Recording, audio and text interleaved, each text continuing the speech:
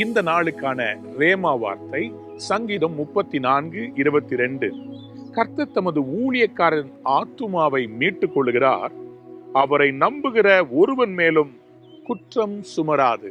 அவருடைய ஊழியக்காரருடைய ஆத்துமாவை மீட்டுக் கொள்ளுகிறாராம். The Lord will redeem his servants. Redeemனா என்ன தெரியுங்களா? மீட்டுக் கொள்ளுதல்னா என்ன தெரியுமா? ஒரு பொருளை கொண்டு போய் அடகு வச்சிருக்கிறோம், அதற்கு ஒரு விலைக்கிரயம் செலுத்த வேண்டும், அதை திரும்ப மீட்டு எடுக்க வேண்டும் என்று சொன்னால் யாராவது ஒருத்தர் அதை போய் மீட்டு எடுக்க வேண்டும்.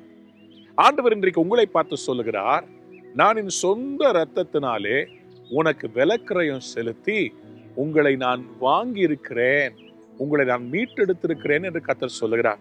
எனக்கு அன்பான தேவனுடைய பிள்ளையே, உடைய வாழ்க்கையில நீங்க எதுல இன்னைக்கு சிக்கி இருந்தாலும் ஆண்டவர் இன்னைக்கு உங்களை விடுவிக்க போகிறார்.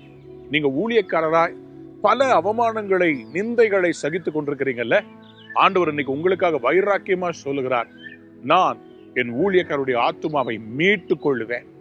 I will redeem the soul of my servants. நீங்க கடவுளுக்காக எவ்வளவு காரியம் செஞ்சிருக்கிறீங்க, எவ்வளவு வைராக்கியமா அவருக்காக வாழ்ந்திருக்கிறீங்க.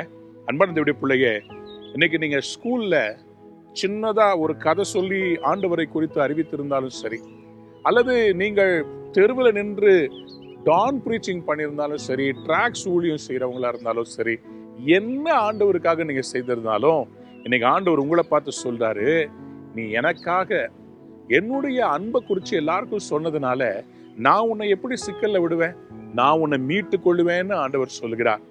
அது மட்டும் இல்ல, அவர் சொல்றாரு, அவரை நம்புகிறவர்கள் ஒருவர் மேலும் குற்றம் சுமராதாம். எனக்கு அன்பான தேவனுடைய பிள்ளைகளே, கர்த்தரை ஒரு மனிதன் நம்புவாரானால் அவர் தவறு செய்ய மாட்டார்.